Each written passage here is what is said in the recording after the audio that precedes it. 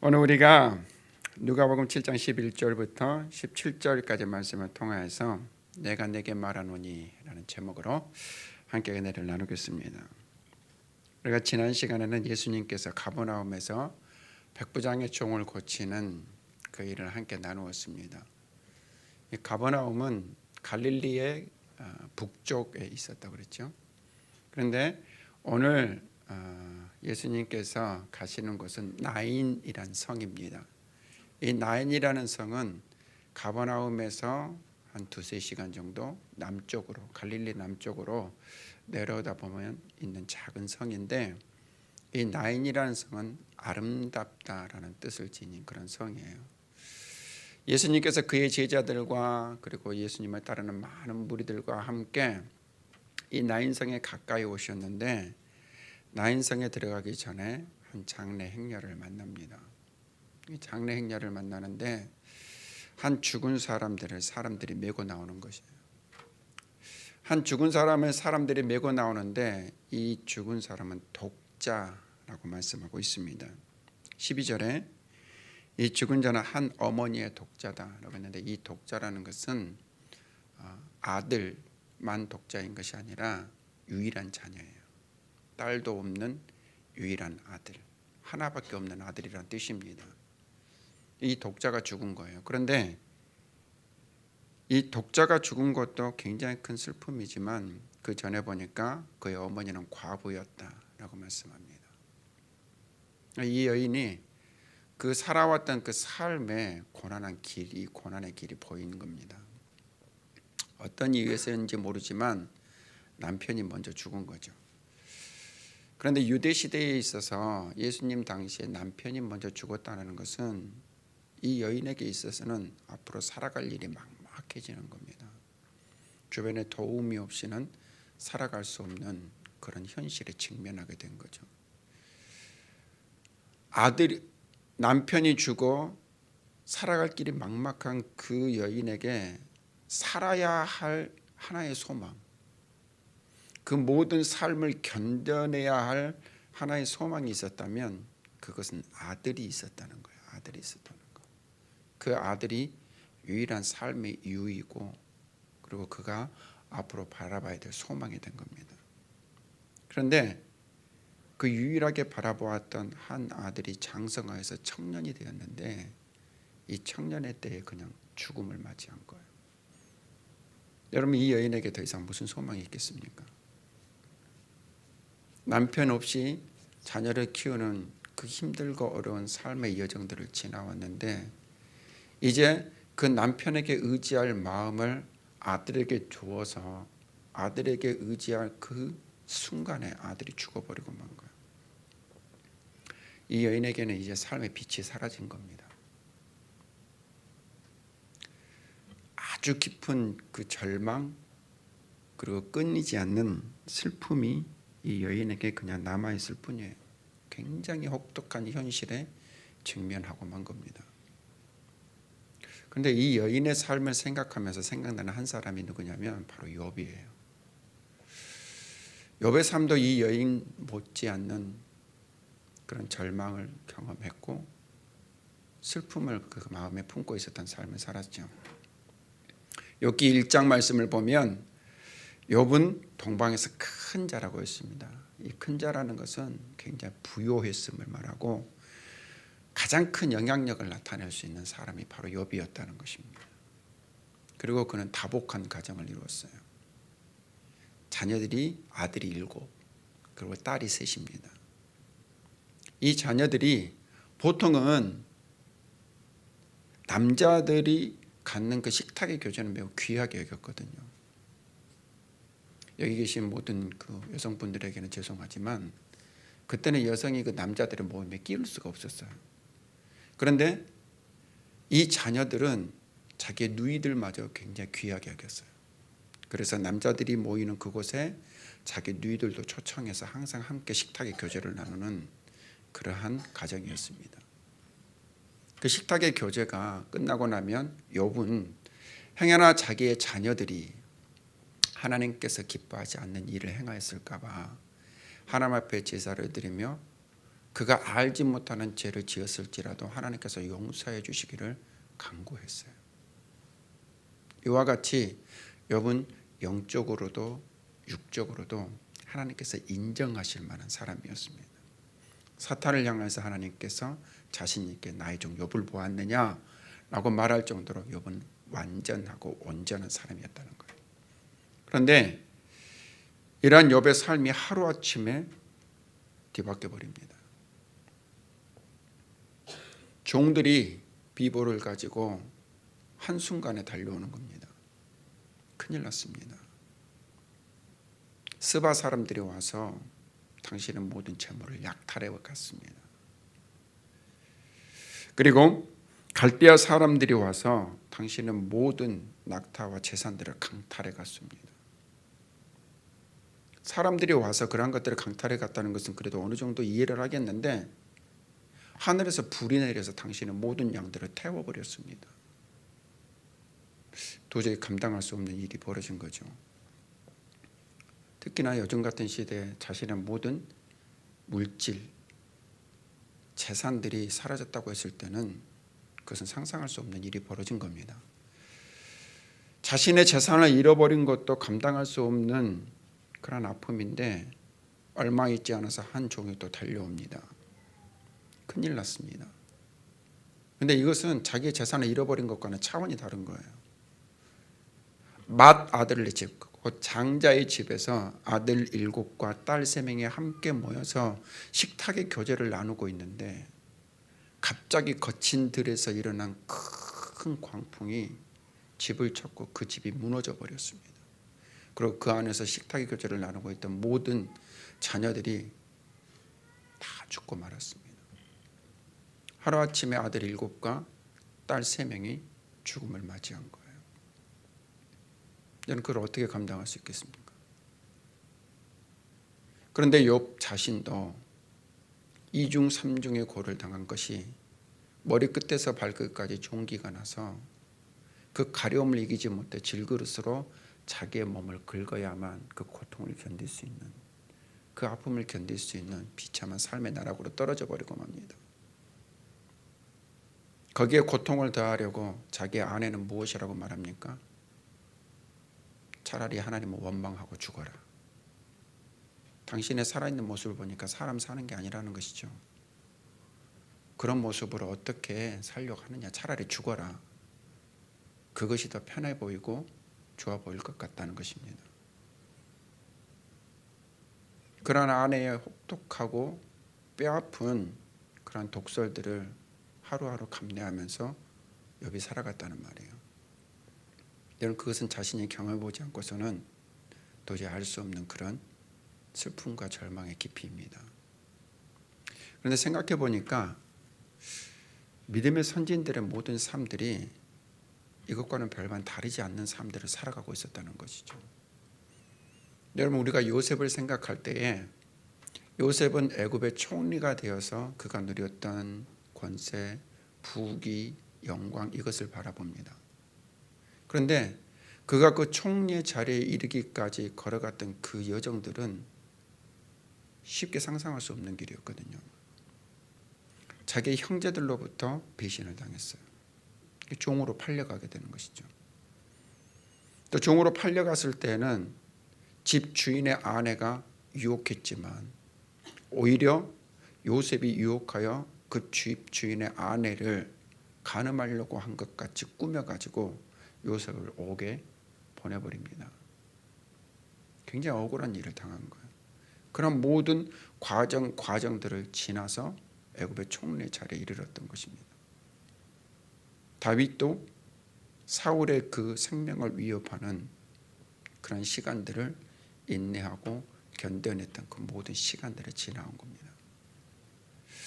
여러분, 그렇다면 독자를 잃은 가부만 그러한 삶들을 경험했나? 요셉만 그러한 삶의 경험들만 있었나? 다윗만 그런 삶을 경험했나? 아니요. 지금 이 시대를 살아가고 있는 모든 사람들이 동일하지는 않지만 아주 비슷한 절망감을 경험하고 있고 슬픔의 눈물들을 가슴에 간직하고 있습니다. 어느 누구에게도 말하지 못할 아픔들을 안고 살아간다는 것이죠. 그런데 그런 잔인한 현실 가운데서, 이런 척박한 현실 가운데서 나는 어떻게 살아가고 있는가 하는 것들을 우리가 돌아봐야 된다는 거예요. 그런 현실 가운데서 믿는 사람과 믿지 않는 사람은 반드시 달라야 한다는 것입니다. 믿는 사람이 있는지 믿지 않는 사람이 있는지 동일하게 그런 현실을 경험하고 지금도 경험하며 살아가고 있지만, 그러한 현실 가운데서 믿는 자와 믿지 않는 자의 삶은 전혀 달라야 된다는 것입니다. 그 이유가 오늘 본문 말씀에 나타나 있어요.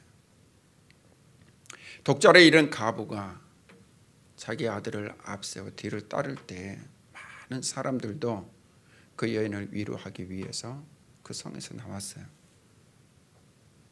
그 많은 사람들 가운데 이 여인의 삶을 변화시킬 한 분이 그곳에 있었다는 것입니다. 이 여인의 그 삶의 현실을 바꾸어 줄 한 분이 거기 있었다는 거예요. 여러분 누구입니까? 예수님이십니다. 많은 사람들도 있었고 제자들도 있었고 예수님을 따르는 무리들도 있었지만 어느 누구도 그 여인의 삶의 변화를 일으킬 수는 없어요. 오직 한 분, 예수님만이 이 여인의 삶을 변화시킬 수 있는 유일한 분이라는 말씀입니다. 이와 같이 예수님이 그 자리에 있었다는 것, 이것이 너무나도 중요한 거예요. 많은 사람들, 제자들, 그리고 예수님을 따르는 무리만 그곳에 있었다면 그곳에는 어떠한 변화도 일어나지 않습니다. 어떠한 변화도 일으킬 수 없습니다. 하지만 그곳에 어느 누구도 없었을지라도 그곳에 예수님 한 분만 계신다면 거기에는 변화가 일어나는 것입니다. 여러분, 우리의 삶 또한 마찬가지예요. 우리의 삶 또한 나의 삶을 변화시킬 수 있는, 나의 삶이 온전히 바뀔 수 있는 유일한 분이 있다면 그것은 바로 예수님 한 분입니다. 이미 저와 여러분은 그 예수님을 우리의 10년 가운데 영접한 줄로 믿습니다. 그렇기 때문에 예수님이 없는 자와의 그 삶과 예수님이 우리의 10년 가운데 있는 저와 여러분들의 삶은 동일한 그 현실의 직면에 있는 것을 바라보는 시각이 달라져야 하고, 받아들이는 것이 달라져야 하고, 대처하는 것이 달라져야 한다는 거예요. 여러분, 예수님께서 그곳에 계셨을 때 독자를 잃은 과부를 어떻게 바라보십니까? 긍휼히 바라보십니다. 불쌍히 여기셨다는 것이죠.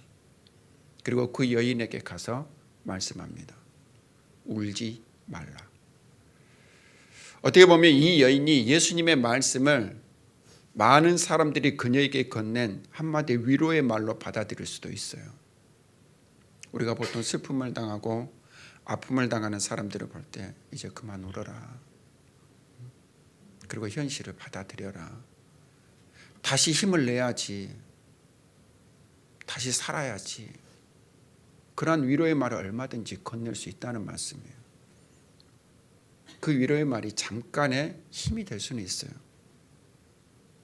그러나 그 위로의 말이 참 위로는 되지 않습니다. 예수님의 그 위로의 말은 많은 사람들이 그 여인에 건네는 말의 위로와는 전혀 다른 의미를 지니고 있어요. 예수님이 울지 말라 말씀하신 것은 지금 강조하고 계신 겁니다. 왜 울지 말라고 말씀하고 있습니까? 너의 아픔, 너의 눈물, 너의 그 절망의 깊이를 내가 안다는 것이죠. 그리고 너를 그 슬픔과 절망과 아픔 가운데 이르게 했던 그 문제를 해결하여 주겠다는 굳은 결의가 담긴 말씀이 바로 예수님이 그녀에게 건넨 말입니다. 울지 말라. 여러분, 주님의 이름으로 축원하는 것은 우리 주님의 위로와 우리 주님의 그 힘이 되는 음성들이 여러분들 가운데 선포되기를 주님의 이름으로 축원합니다. 이 여인이 예수님께 들었던 울지 말라는 그 위로의 말이 저와 여러분들의 삶 가운데 항상 메아리쳐 울리기를 주님의 이름으로 축원합니다. 주님께서는 이와 같이 말씀하시고 그저 다른 사람처럼 아무 일도 하지 못하는 그런 분이 아니셨어요. 이 여인을 향해서 울지 말라 말씀하시고 이제 죽은 자를 향해서 나아가셨습니다. 죽은 자를 메고 있던 그 사람들이 예수님이 나오자 멈춰섰어요. 그리고 예수님께서는 그 죽은 청년을 향해서 명령하시고 선포하십니다. 내가 내게 이르노니 일어나라. 내가 내게 이르노니 일어나라. 여러분, 이 선포와 이 명령은 어느 누구도 죽은 자를 향해서 할 수 있는 선포가 아닙니다. 감히 어느 누가 죽은 자를 향해서 내가 내게 이르노니 일어나라 말씀할 수 있겠습니까? 하지만 우리 주님은 죽은 자를 향해서 명령하셨습니다. 내가 내게 이르노니 일어나라. 그리고 어떤 일이 일어났습니까? 죽은 자가 일어나 앉기도 하고 말도 하더라 말씀하고 있습니다. 여러분, 사망의 몸에 생명의 말씀이 선포되자마자 그 몸이 산 몸이 되었다는 것입니다. 그 몸이 산 몸이 되었어요. 여러분, 이것을 무엇을 말씀합니까? 모든 생명의 주관자가 우리 주님이시다는 것이죠. 우리가 요한복음의 말씀을 보아도 천지 만물의 모든 것이 말씀이 아니고서는 지어진 것이 없어요. 그 말씀으로 말미암아 모든 것들이 존재하게 되었다는 것입니다. 그러므로 주님께서 말씀이신 그 주님께서 그 사망의 몸을 향하여서 말씀하실 때 그 사망의 몸에 생명이 임하였고 그 명령 가운데 순종할 수밖에 없었다는 거예요. 우리 주님께서 이 과부의 아들만을 살리신 것이 아니죠. 내가 생명의 주관자다 하시는 것을 또 누구를 통해서 나타내셨습니까? 나사로를 통해서도 나타내셨어요. 죽은 지 사흘 됐습니다. 그 죽은 지 사흘 된 나사로를 향해서 주님께서 하신 말씀 무엇입니까? 나사로야 나오라. 그 사망 가운데 있는 자를 생명의 부름 가운데로 이끌어내셨을 때 사망 가운데 있는 자가 주의 그 생명의 부름에 순종하여 나오게 된 것입니다. 이처럼 생명의 주관자가 바로 나 예수다 하는 것들을 그곳에서 나타내셨고 이 죽은 자의 몸에 삶이 임하였다는 것입니다.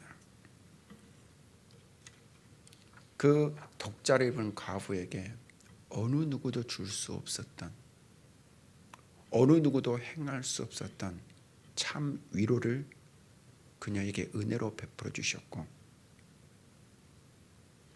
삶의 소망의 빛이 사라져버리고 앞으로 나아갈 길을 잃어버린 이 여인에게 소망의 빛이 보이고 그가 나아갈 방향을 다시 바라볼 수 있게 되었다는 것입니다. 이처럼 우리 주님이 우리의 유일한 소망이 되십니다. 우리 주님이 우리의 참 위로가 되십니다.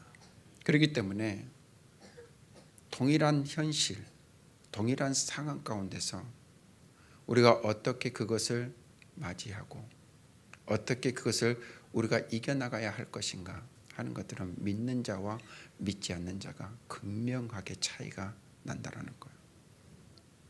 여러분, 주님의 이름으로 축원하는 것은 여러분들의 모든 삶의 현실 가운데 주님을 바라보십시오.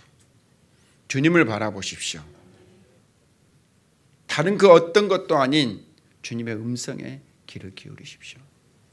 여러분들의 10년 가운데 주 예수 그리스도께서 구주로 계신다면 그분의 음성 가운데 소망이 있다는 것, 그분의 음성 가운데 하나님의 소망이 있다는 것을 반드시 기억하기를 원합니다. 그러기에 그 음성에 귀를 기울이고 그 음성 듣기를 사모하는 저와 여러분 될 수 있기를 주님의 이름으로 축원합니다. 이처럼 믿는 자의 삶이 그리스도 예수께 소망을 두면서 우리가 또 잊지 않아야 될 하나의 마음을 우리에게 말씀하신 것이 있어요. 그것은 뭐냐면 16절 말씀해 보니까 모든 사람이 두려워합니다. 어떠한 일로? 주님께서 죽은 자를 다시 살려신 이 일로 말미암아서 그들이 두려워하는데 하나님께 영광을 돌리는 겁니다. 하나님께 영광을 돌리며 큰 선지자가 우리 가운데 일어나셨다고, 또 하나님께서 자기 백성을 돌아보셨다며 하나님께 영광을 돌리는 거예요. 여러분, 우리가 생각할 때는 이것은 너무나도 당연한 일 아니겠습니까? 그런데 많은 사람들에게는 이 일이 결코 당연한 일이 아니라는 것입니다. 간단한 예를 들어보면 바울과 바나바가 선교 여행을 하는 가운데 루스드라라는 곳에 갔습니다. 사도행전 14장 말씀을 보면 루스드라에 갔는데 그곳에서 나면서부터 한 번도 일어난 적이 없는 안진뱅이가 있었어요. 바울이 그를 보니까 구원받을 만한 믿음이 있었어요. 무엇입니까? 보통 사람들이 보지 못하는 주님의 마음을 가지고, 주님의 눈을 가지고 그를 바라본 것입니다. 그런데 그에게 보니까 나면서부터 한 번도 일어난 적은 없지만 그에게 구원받을 만한 은혜가 있는 거예요. 그래서 그를 향하여서 바울이 무엇이라고 말합니까? 내 발로 바로 일어서라 말한 거예요. 여러분, 이것은 바울의 능력이 아닙니다. 바울이 받은 그 사명, 그리고 하나님께서 함께 하시겠다는 그 말씀, 그 능력과 권세를 통해서 누구의 이름으로? 예수 그리스도의 이름으로 그를 향해서 말씀한 게 무엇입니까? 내 발로 바로 일어서라 말씀한 거예요. 그랬더니 나면서부터 한 번도 일어난 적이 없는 그 사람이 벌떡 일어서는 겁니다. 루스드라가 완전히 난리가 났어요. 그들의 삶에 한 번도 들어본 적이 없는 일, 그들의 삶에 한 번도 경험한 적이 없는 일이 누구를 통하여서? 바울과 바나바를 통하여서 지금 그의 삶의 현재 가운데 나타난 것입니다. 기적이 일어난 거예요.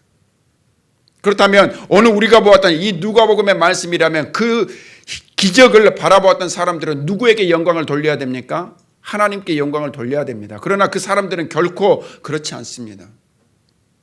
그들은 일어난 기적을 통하여서 그들의 마음 가운데 두려움을 가지고 루가오니아 방언으로 말하는 것이 제우스 그리고 헤르메스, 그들이 사람의 몸을 입고 이 땅 가운데 왔다. 누가 제우스라는 거예요? 바나바가. 누가 헤르메스라는 겁니까? 바울이. 그러니까 우리가 그들을 섬기자며 그들이 제물로 드릴 그러한 소와 양을 가지고 가고 그들에게 드릴 화환을 준비해 가면서 제우스와 스스를 섬길 그런 제단으로 바울과 바나바를 막 데리고 가는 거예요. 왜 그렇습니까? 그들 앞에 직접 눈으로 목도한 그 일이 누구로 말미암아 이루어졌다고 생각했기 때문에 바울과 바나바를 통해서 이루어졌다고 생각했기 때문입니다. 이것이 일반 사람들이 갖는 그런 삶의 모습이에요. 그런데 오늘 누가복음에서 우리에게 보여줬던 그 모습은 전혀 다른 것이죠. 죽은 자를 살려내신 이는 누구십니까? 예수님이십니다. 그런데 그들이 누구에게 영광을 돌립니까? 하나님께 영광을 돌립니다. 그 고백은 무엇이냐면 이 일을 행하시는 이는 누구시다? 하나님이시다. 여러분, 이건 너무나도 중요한 고백이에요. 왜냐하면 우리의 삶에서 경험하는 매 순간순간이 기적의 순간들이거든요. 그런데 우리의 삶에서 일어나는 그 순간순간의 현실 가운데서 하나님을 잃어버리고 살아간다면 우리의 신앙은 흔들리고 우리의 믿음은 무너지기 시작하는 겁니다. 내 삶에서 하나님이 희미해지기 시작하는 것이죠. 하나님께 영광을 돌릴 수 없는 거예요. 때로는 그 영광을 자기가 취하게 되는 것이고, 때로는 하나님이 아닌 엉뚱한 것들에 그 마음을 빼앗기고 그의 시각을 빼앗기게 된다는 것을 우리는 잊어서는 안 됩니다. 분명히 믿는 사람이 기억할 바, 그리스도 예수 안에서 구원받은 우리가 기억할 바는 뭐냐면 우리의 모든 삶을 주관하시고 우리의 삶의 모든 일들을 행하시는 일은 따라합시다. 하나님이시다.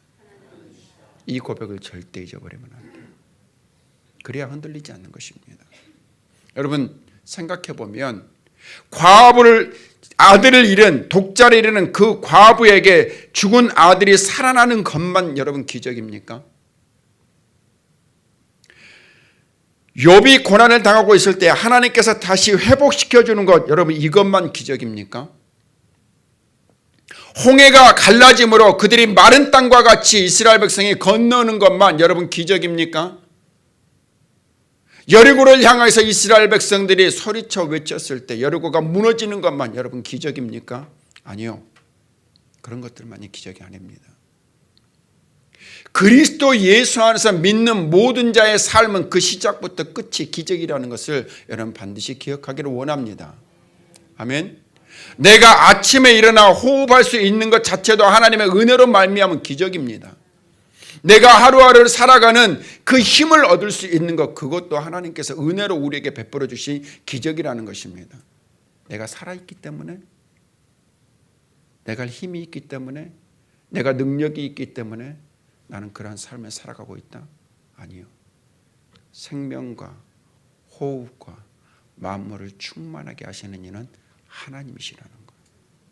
그렇기 때문에 우리의 삶의 모든 현실 가운데 직면하는 좋은 일, 안 좋은 일, 슬픈 일, 가슴 아픈 일, 기쁜 일, 감사한 일, 이 모든 삶의 순간들이 다 하나님께로부터 내게로 말미암았다는 것을 우리는 기억해야 돼요. 그 결과는 선한 것입니다. 그 결과는 좋은 것입니다. 그 결과는 아름다운 것입니다. 우리의 모든 삶의 순간이 기적인 거예요. 우리의 모든 삶의 순간에 하나님께서 은혜로 허락하신 시간들이에요. 그렇다면 우리가 마땅히 누구에게? 하나님께 영광을 돌리는 것이 마땅하다는 것입니다. 결코 하나님께서 행하신 일을 자기 자신에게 돌려서는 안 돼요. 결코 하나님께서 행하신 일을 하나님 외에 다른 그 어떠한 것에도 그 영광을 돌려서는 안 된다는 말씀입니다. 여러분들이 살아있는 모든 시간, 분초마다 하나님께서 내게 행하셨음을 고백하십시오. 하나님께서 행하셨음을 고백하십시오. 그것이 우리의 믿음의 고백이고 신앙의 고백이고 이 세상의 유혹 가운데 흔들리지 않는 우리의 힘이요 나침판이라는 것을 우리는 결코 잊어서는 안 됩니다. 저와 여러분들의 삶은 이처럼 아주 특별한 삶입니다.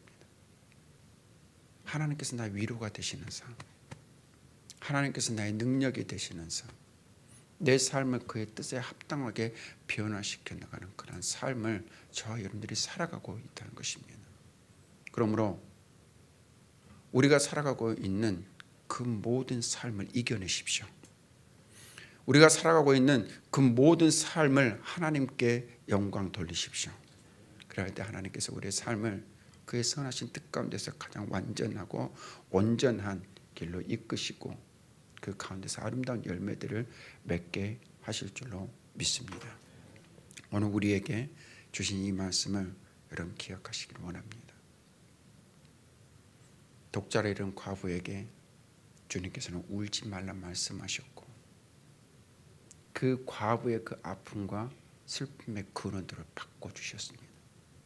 우리의 삶도 겪는 모든 현실 가운데 그 삶을 변화시킬 수 있는 분은 오직 한 분이라는 고백을 가지고 살아야 합니다. 그리고 내 삶의 모든 순간이 하나님의 은혜로 말미암는 삶의 순간인 것을 알고 삶의 순간순간마다 하나님께 영광 돌리는 그런 삶을 살아갈 수 있기를 주님의 이름으로 축원합니다. 기쁜 일도 하나님께 영광, 감사한 일도 하나님께 영광, 내 슬픔도 하나님께 영광, 내 깊은 절망 가운데서도 하나님께 영광, 삶의 모든 순간이 하나님께 영광이 된다면 그것은 내 삶의 놀라운 변화를 경험하고 주께서 우리에게 주신 복과 은혜가 무엇인가를 경험하는 귀한 시간이 될 줄로 믿습니다. 우리의 삶이 이처럼 주 안에서 온전하고 순전하며 그가 주시는 은혜와 축복 가운데 살아가는 복이 되기를 주의 이름으로 축원합니다.